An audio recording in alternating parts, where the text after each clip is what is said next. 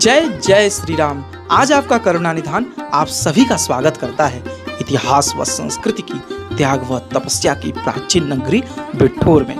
एक ऐसा स्थान जहां मर्यादा पुरुषोत्तम श्री राम जी के पुत्र लौ व कुश का जन्म हुआ, जहां से वीरांगना लक्ष्मीबाई ने युद्ध व पराक्रम सीखे, जहां माता सीता जी ने वनवास काल का संपूर्ण समय व्यतीत किया।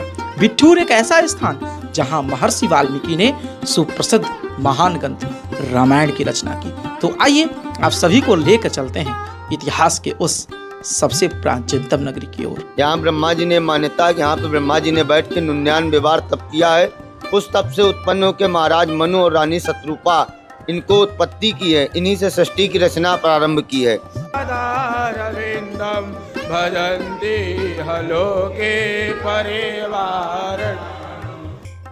ये बिठूर का प्राचीनतम मंदिर है, श्री महाकालेश्वर, और इसी नाम से ये पूरा फेमस है। पूरा भारत तो जानता ही है, जो बिठूर जानता है तो महाकालेश्वर जरूर जानता है। यहाँ पे भगवान वाल्मीकि जी ने रामायण की रचना की थी, वही जगह भगवान शिव जी को साक्षी करके तब रामायण की रचना प्रारंभ, वो स्थान है। बाकी सामने सीता माता की रसोई घर है। जब माता यहाँ रही हैं तो यहाँ सीता जी का नाम वन देवी रखा गया था। तो वन देवी के रूप में यहाँ जाने जाते हैं। लव कुश का जन्म हुआ, नीचे गेट के पास मंदिर बना है जहाँ लव कुश का जन्म हुआ है। तो जय श्री राम, मैं हूँ आप सभी के साथ करुणा निधान पांडे और आज हम मौजूद हैं वाल्मीकि आश्रम यानी कि कानपुर के बिठूर में। और आपको आज हम दिखाने वाले हैं ऐसी जगह जहाँ लव और कुश का जन्म हुआ है। भगवान श्री रामचंद्र जी का जन्म स्थल, राम जी का जन्मभूमि आपने तो देखा ही होगा, लेकिन आज मैं आप सभी को दिखा रहा हूं जहां लव और कुश यानी कि भगवान श्री रामचंद्र जी के पुत्र लव और कुश का जन्म स्थली, जहां पे है माता सीता जी ने जहां अयोध्या से परित्याग कर देने के बाद अपना वनवास का समय बिताया था, उसी जगह में, उसी वाल्मीकि नगर में और उसी वाल्मीकि भगवान के आश्रम में, वाल्मीकि ऋषि के आश्रम में हम आज मौजूद हैं। और आज आप सभी को बिठूर का पूरा टूर कराने वाले हैं। अगर आप आ रहे हो तो किस प्रकार से घूमो, कैसे आओ, कैसे यहाँ आकर आप वाल्मीकि आश्रम में दर्शन कर सकते हो, साथ ही साथ बिठूर में आने वाले समस्त पर्यटक स्थल आपको दिखाने वाले हैं। बने रहेगा, चाहे वह ब्रह्मा जी का मंदिर हो, चाहे वह शिव जी का मंदिर हो, चाहे हमारे लव और कुश का मंदिर हो, जहां लव और कुश का जन्म हुआ था, उस वाल्मीकि आश्रम का हो। पूरे वीडियो में बने रहेगा। इस वीडियो को आप सभी कहां से देख रहे हो कमेंट करके बताना बिल्कुल मत भूलिएगा। साथ ही साथ कमेंट में जय श्री राम और उसके अलावा आप जो है ना जय श्री लव और कुश भगवान भी लिखना बिल्कुल मत भूलिएगा। हमारी बिठूर यात्रा की शुरुआत होती है भगवान श्री रामचंद्र जी की नगरी और अपने घर अयोध्या से। अयोध्या से हम सर्वप्रथम पहुंच जाते हैं कानपुर रेलवे स्टेशन, और कानपुर रेलवे स्टेशन पहुंचने के बाद यहाँ से हम पहुंच जाते हैं घंटाघर, जहाँ पहुंचने के बाद भाई पता चलता है बस जो है ना बस 7 बजे के बाद मिलने वाला है, और उससे पहले ट्रेन मंधाना के लिए भी मिल रहा हो। अगर आप भी आ रहे हैं, अगर आपको डायरेक्टली ट्रेन मंधाना के लिए मिल रहा हो तो आप डायरेक्टली यह प्रेफर कीजिए कि आप डायरेक्ट मंधाना पहुंच जाइए। तो भाई हम भी पहुंच जाते हैं कानपुर रेलवे सेंट्रल से मंधाना रेलवे स्टेशन।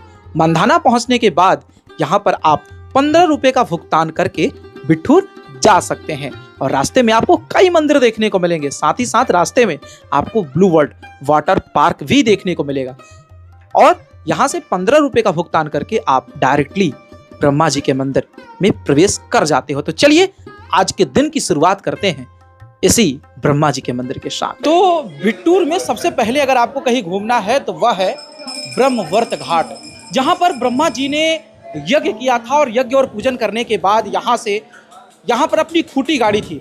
तो अगर आप भी कभी बिठूर आ रहे हैं तो बिठूर आने के बाद आप सबसे पहले प्रातःकालीन सूर्योदय के साथ आ जाइए गंगा नदी के तट पर, जहाँ निर्मल गंगा नदी बहती हुई आपको नजर आएंगी।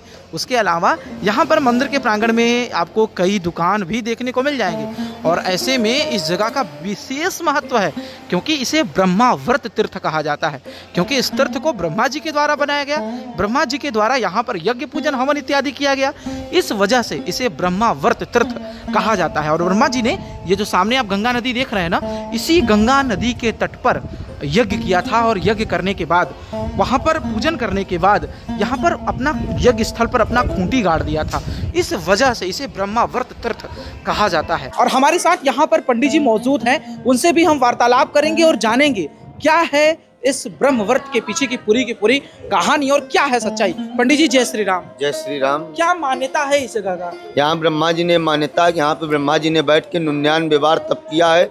उस तप से उत्पन्न होकर महाराज मनु और रानी शत्रुपा इनको उत्पत्ति की है। इन्हीं से सृष्टि की रचना प्रारंभ की है।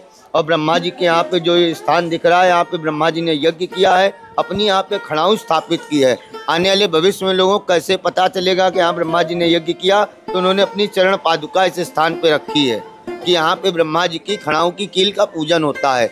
और पुष्कर राजस्थान में जहाँ उनकी मूर्ति की पूजा होती है। तीसरा भारतवर्ष में कोई टेम्पल नहीं जहाँ ब्रह्मा जी का पूजन होता हो। कुल मिलाकर यह कहें कि पुष्कर का ब्रह्मा जी का मंदिर हो, जहाँ सिर्फ ब्रह्मा जी की मूर्ति की पूजन होती हो, और यह ब्रह्मावर्त, जिसे ब्रह्मवर्त तीर्थ के नाम से भी जाना जाता है, यहाँ पर ब्रह्मा जी की खड़ाओं की पूजन होती हो। क्यों महाराज, कुछ इस प्रकार की जानकारी थी इस ब्रह्मवर्त तीर्थ के बारे में। चलिए आप सभी को लेके चलते हैं यहाँ के अन्य तीर्थ स्थलों की ओर। ब्रह्मा जी के मंदिर में दर्शन करने के बाद उसके ठीक बगल में स्थापित है श्री महाकालेश्वर मंदिर।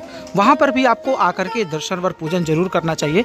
तो चलिए, इस प्रकार के कुछ रास्ते हैं जिसके माध्यम से आपको जाना पड़ेगा, और इन दीवालों को देखकर आप अंदाजा लगा सकते हैं कि यह कितना प्राचीन हो सकता है। इनकी सीढ़ियाँ देख लीजिए कितनी प्राचीन है, या और इसमें जो देख रहे हैं ना, ब्लैक गुलाबी स्टोन का प्रयोग किया गया है भाई। और ये रहा कुछ मंदिर के प्रांगण का दृश्य जो आप देख पा रहे हैं, अद्भुत है, दिव्य है। और इधर गंगा मैया आपको दृष्टिगत हो पाएंगी। तो यहाँ आने के बाद ना क्या प्राचीनता नजर आ रहा है, वह देखकर आप अंदाजा लगा सकते हो। मंदिर की वास्तुकला की बात करूं तो मैं यह जो मंदिर आप देख पा रहे हो, पूरी तरीके से यह पत्थरों से यह इसका निर्माण का कार्य जो है वह किया गया है। और ऐसे में मंदिर के प्रांगण की मैं बात करूं तो इसकी प्राचीनता और भव्यता, इसकी नक्काशियों को देखकर आप अंदाजा लगा सकते हो। जैसे जैसे मंदिर के अंदर प्रवेश करेंगे, यहाँ भूत भावन भोलेनाथ विराजमान आपको नजर आएंगे, जहां महादेव का पूजन करते हुए यहाँ पर तमाम पूजन आचार्य और अर्चक लोग यहाँ पर आपको दृष्टिगत होंगे, जो सारे ब्राह्मण वैदिक मंत्रोच्चारण के साथ वैदिक विधि के अनुसार भगवान महादेव भूत भावन भोलेनाथ का पूजन करते हैं। और ऐसे में मैं मंदिर के ऊपर का हिस्सा आपको दिखाऊं। अगर ऊपर की तरफ अगर आप देखो तो पूरी तरीके से आप ध्यान से अगर देखोगे ना, तो पूरा मंदिर का आर्किटेक्चर बहुत गजब का है, बहुत प्राचीन है। भूत भावन भोलेनाथ का मंदिर है, कालेश्वर नाथ महादेव का मंदिर है, अपने आप में बहुत दिव्य है, अद्भुत है। और यहाँ दर्शन करने के बाद मानो रोम रोम कंपयमान होता हो, क्योंकि यह महादेव का मंदिर है। यहाँ महादेव साक्षात रूप में गंगा जी के तट पर आदि और अनादि काल से विराजमान है।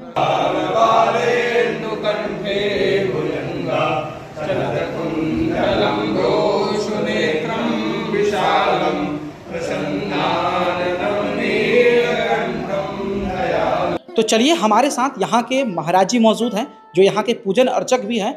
इनसे जानते हैं मंदिर की क्या विशेषता है, मंदिर के बारे में। महाराज जी, सर्वप्रथम आपको जय श्री राम, हर हर महादेव।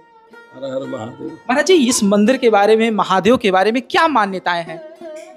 ये बिठूर का प्राचीनतम मंदिर है, श्री महाकालेश्वर जी जी। और इसी नाम से ये पूरा फेमस है जी। पूरा भारत तो जानता ही है, जो बिठूर जानता है तो वो महाकालेश्वर जरूर जानता है। यहाँ की जो दिव्यता है, वो भव्यता है, यदि आप अपने कैमरे में कैद कर पाए तो दिखाइए सभी अपने लोगों को। यहाँ का जो शिवलिंग है, शिवलिंग के सामने जो गंगा माता का दर्शन हो रहा है, जो हमने शास्त्रों में, इतिहासों में, पुराणों में, जो हमने वेदों में पाया, देवी सुरेश्वरी भगवती गंगे त्रिभुवन तारिणी तरल तरंगे शंकर मौलि विहारिण विमले मम मतिरस्ताम तव पद कमले। तो भागीरथी का यहाँ से दर्शन होना, शिव का एक विशेष विग्रह होना, यही अपने आप में हमें लगता है सबसे। महाराज जी, इस मंदिर का निर्माण किसने कराया, कब हुआ, इसके बारे में क्या जानकारी है? लेखनी नीचे लिखी हुई है, राजा टिकैत राय हुए लखनऊ के, तो उन्होंने इसका जीर्णोद्धार कराया। उस समय उन्होंने इसका इन घाटों का निर्माण कराया। लेकिन ये महाकालेश्वर आदि से है, इनकी कोई लेखनी में नहीं आता है कि महाकालेश्वर को किसने स्थापित किया। क्या बात है, महाराज जी ने कितनी बढ़िया जानकारी दी जो आप लोगों ने सुना। और चलिए, मैं दिखाने की कोशिश करता हूं। यहाँ से बिल्कुल आप गंगा जी का जो दर्शन करेंगे, बिल्कुल शिव जी के साथ में सम्मुख होकर के ठीक सामने गंगा माता अपने कलकल बहती हुई धाराओं के साथ भागीरथी मां प्रवाहित होती हुई आपको दृष्टिगत हो पाएंगी। और मैं कोशिश करता हूं पूरी अच्छे तरीके से आपको दिखा पाऊं। तो यहाँ पर देख पा रहे होंगे, यह रहे महादेव की प्रतिमा, और ठीक इसके जस्ट सामने यहाँ पर गंगा मैया जो है ना, प्रवाहित होते हुए आपको दृष्टिगत हो पाएंगी। तो कुछ इस प्रकार की मान्यताएं हैं, यानी कि भागीरथी ठीक सामने से बहती हुई, कलकलाती हुई आगे की तरफ बढ़ती है।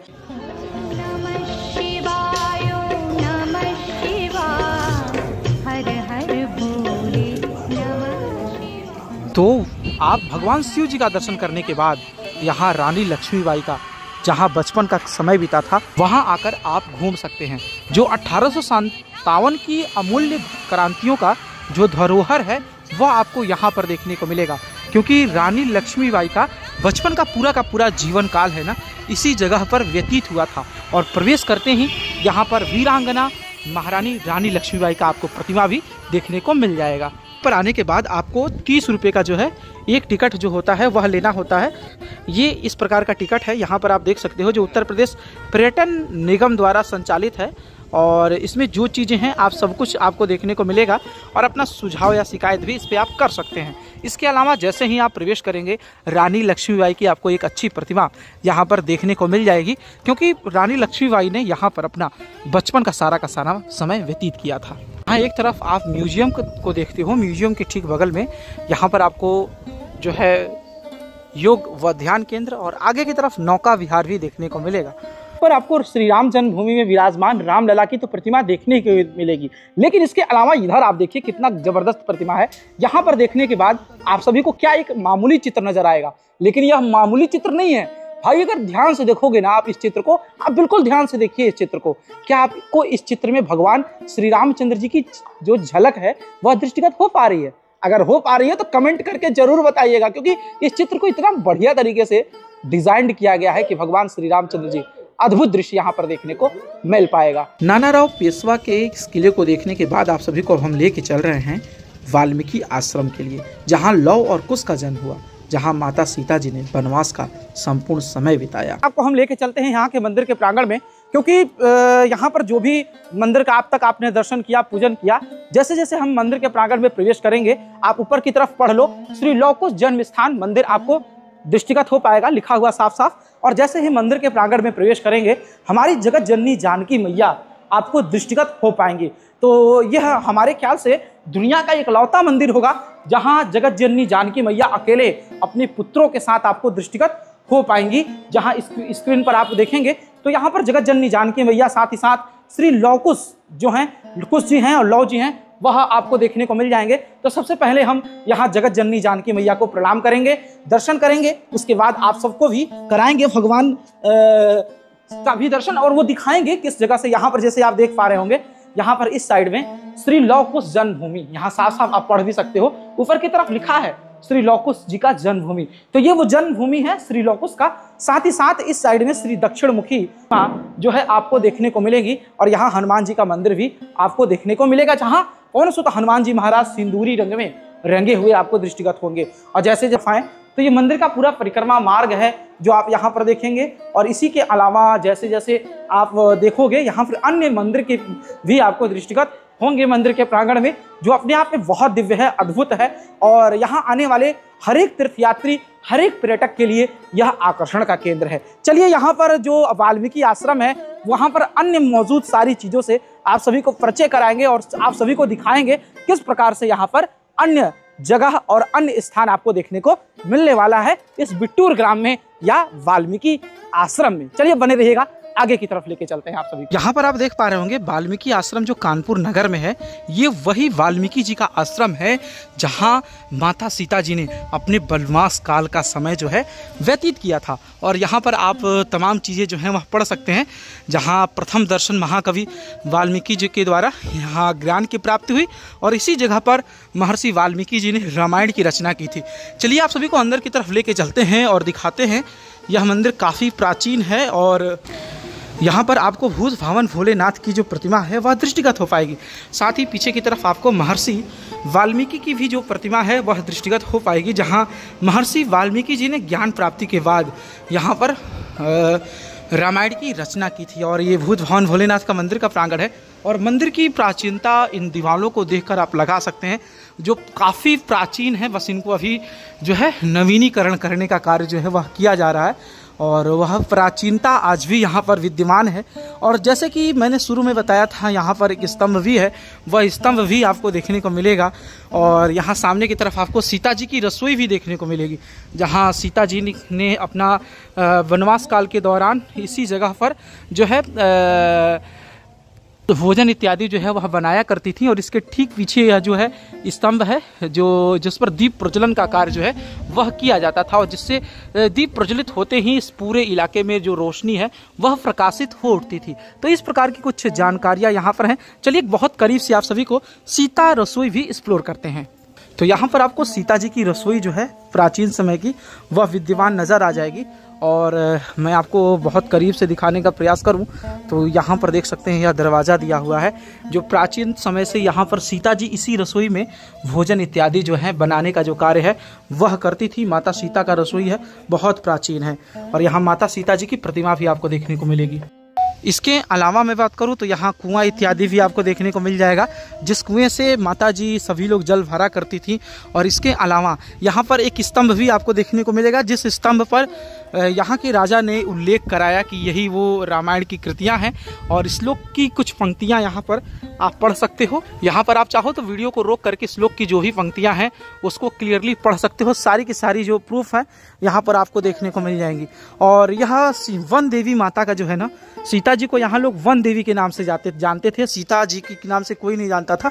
उनका यह कुटी हुआ करता था, यानी कि ये वो कुटी है जहाँ माता सीता जो हैं लव और कुश के साथ निवास किया करती थी। और यहाँ पर देख सकते हैं माता सीता जी की इन मंदिर के प्रांगण में इको कितना है यह आप देखकर अंदाज़ा लगा सकते हो। बहुत प्राचीन है। और यहाँ की दीवारों की मैं बात करूँ तो बहुत मोटी मोटी दीवारें हैं जो महर्षि वाल्मीकि आश्रम की हैं। और इसके अलावा हम अगर आगे की तरफ बढ़ें तो इसी प्रकार से अन्य मंदिर के प्रांगण में भी आपको देखने को मिलेंगे। और यहाँ पर आपको महर्षि जो हैं वाल्मीकि जी हैं, यहाँ जो प्रतिमा आप देख पा रहे हैं महर्षि वाल्मीकि जी की जो है वो प्रतिमा आपको दृष्टिगत हो पाएगी। तो कुछ इस प्रकार का दृश्य है महर्षि वाल्मीकि आश्रम का। अगर यहाँ आप दर्शन व पूजन करने आ रहे हैं तो महर्षि वाल्मीकि जी का भी दर्शन व पूजन करना बिल्कुल मत भूलें। और ये वो जगह है, ऐसी मान्यता है कि माता सीता जी इसी जगह से जो है पाताल लोक में प्रवेश कर गई थी। तो ये तमाम सी जगहें हैं जो आप देख पा रहे होंगे स्क्रीन पर। तो ये सब की सब जगहें आपको यहाँ पर बिट्टूर में जो है वह देखने को मिलेंगी। ऐसे में हमारे साथ महाराज जी हैं, महाराज जी से भी वार्तालाप करेंगे। महाराज जी जय सिया राम। महाराज जी यहाँ की क्या मान्यताएं हैं, किस प्रकार से हैं? यहाँ पे भगवान वाल्मीकि जी ने रामायण की रचना की थी, वही जगह है। जी जी। भगवान शिव जी को साक्षी करके तब रामायण की रचना प्रारंभ, तो वो स्थान है। जी जी। बाकी सामने सीता माता की रसोई घर है। जब माता यहाँ रही हैं तो यहाँ सीता जी का नाम वन देवी रखा गया था। अच्छा। तो वन देवी के रूप में यहाँ जाने जाते। फिर लव कुश का जन्म हुआ, नीचे गेट के पास मंदिर बना है जहाँ लव कुश का जन्म हुआ है। जी जी। फिर वहीं हनुमान जी को बांध लाए थे लव और कुश। अच्छा। वो नीचे स्थान है। और यहाँ पे माता सीता जी ने खाना बनाया था।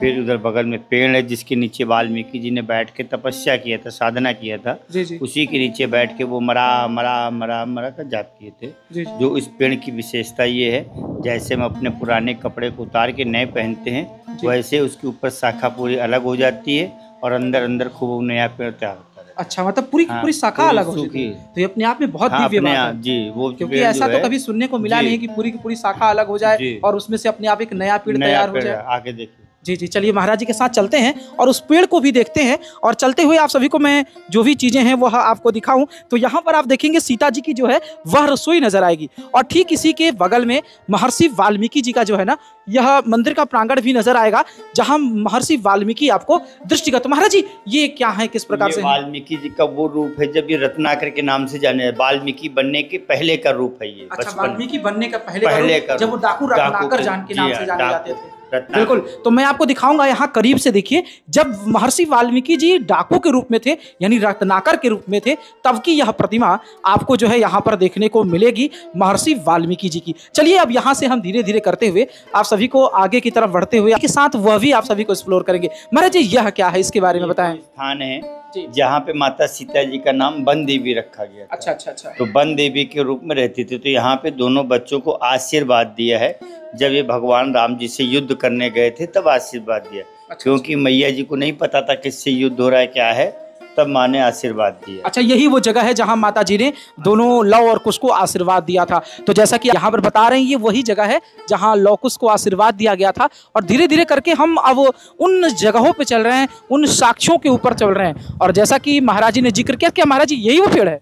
हाँ, ये वो पेड़ है जिसके नीचे भगवान वाल्मीकि ऋषि बैठ के वो तपस्या किए थे, मरा मरा मरा मरा का जाप किए थे। जी जी। वो इसी के नीचे इन्होंने किया था। क्या बात तो इस पेड़ की ये विशेषता है, जैसे हम अपने कपड़े को उतारते नए पहनते हैं, वैसे देखो ऊपर का पूरा पेड़ आपका खत्म हो रहा है। बिल्कुल बिल्कुल। अंदर देखिए दूसरा न्यू अंदर जाके ऊपर निकल रहा है। बिल्कुल सही बात है। तो यहाँ पर आप करीब से देखे हैं तो ये बाहर का हिस्सा का जो पेड़ है ना, ये पूरी तरीके से सूख चुका है और ठीक इसके अंदर एक नया जो पेड़ है वह निकल रहा है। तो ये प्रक्रिया महाराज जी अनवरत होती रहती है? हमेशा होती रहती है। जी जी। और कभी भी इसमें पतझड़ नहीं मिलेगा। आप पूरे 365 दिन आके आप देखोगे इसी प्रकार से हरा ही वृक्ष मिलेगा। तो ये जान लीजिए अपने आप में बहुत आश्चर्य का विषय है। ऐसा तो मैंने कभी नहीं सुना, लेकिन अगर आपने सुना हो तो बताइए, एक ऐसा पेड़ जो बाहर से सूखता जाता हो और अंदर से अब ऑटोमेटिक एक नया पेड़ उत्पन्न होता जा रहा हो। तो क्या आप जानते हैं इस पेड़ के बारे में? अगर जानते हो तो कमेंट में करके बताइएगा कि यह पेड़ आपने देखा है तो कुछ इस प्रकार का पेड़ है। जैसा कि महाराज क्या नाम है इस पेड़ का? नाम है पीलू।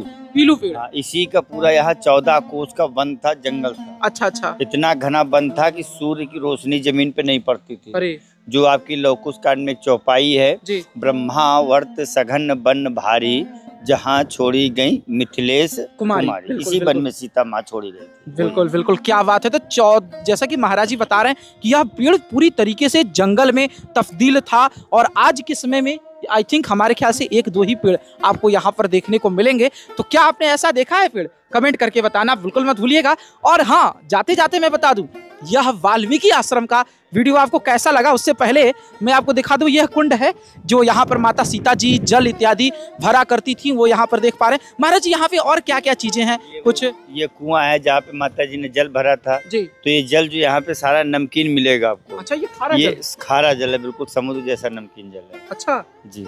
तो जैसे ये भी अपने आप में बहुत आश्चर्य की बात है कि यहाँ की अन्य जगहों के जल जो हैं यहाँ पर आपको नमकीन मिलेंगे, लेकिन इस जगह, और क्षमा कीजिएगा, नॉर्मल मीठे मिलेंगे, लेकिन इस कुएं का जल जो है ना अपने आप में खारा जल है। तो यह भी अपने आप में बहुत बड़ा इस जगह का महत्व को दर्शाता है और यह प्रमाणित करता है कि इसी जगह पर माता सीता जी ने अपना वनवास काल का समय जो है व्यतीत किया था। महाराज जी, ऐसा मान्यता है कि लव कुश ने यहाँ पर सुमेघ यज्ञ के घोड़े को भी बांधा था, तो वो जगह कहाँ? वो यहाँ से 1.5 किलोमीटर दूर पड़ता है। उस स्थान पे गांव बस गया है, जिस स्थान का नाम है रमेल है। रमेल? हाँ, पहले युद्ध हुआ है बाप बेटे का, बाद में मिलान हुआ, तो उसका शुद्ध नाम है रण और मेल। तो रणमेल होते होते होते होते धीरे धीरे आज इस समय उसको रमेल कहते हैं। मंदिर के ठीक नीचे आपको यह गुरुकुल नजर आएगा, जहाँ पर प्राचीन समय से महर्षि वाल्मीकि जी के बाद भी आज भी गुरुकुल की परंपरा यहाँ पर आपको चलती हुई दृष्टिगत हो पाएगी, जहाँ सारे के सारे विद्यार्थी लोग यहाँ पर आकर के ज्ञान अर्जन जो है वह किया करते हैं। तो इस प्रकार की जानकारी है वाल्मीकि ऋषि आश्रम की और यह है हम लोग की भारतीय संस्कृति, भगवान श्री रामचंद्र जी की संस्कृति, जो यहाँ पर कहीं ना कहीं किसी न किसी रूप में आप सभी को देखने को मिल पा रही है। चलिए, यह वीडियो आप सभी को कैसा लगा कमेंट करके बताना बिल्कुल मत भूलिएगा। मिलते हैं आप सभी से पुनः एक नए स्थान पे, एक नए धार्मिक स्थल पर और एक नई सुलझी अनसुलझी पहेलियों के लिए। तब तक के लिए आप सभी को जय श्री राम, जय जय अयोध्या धाम।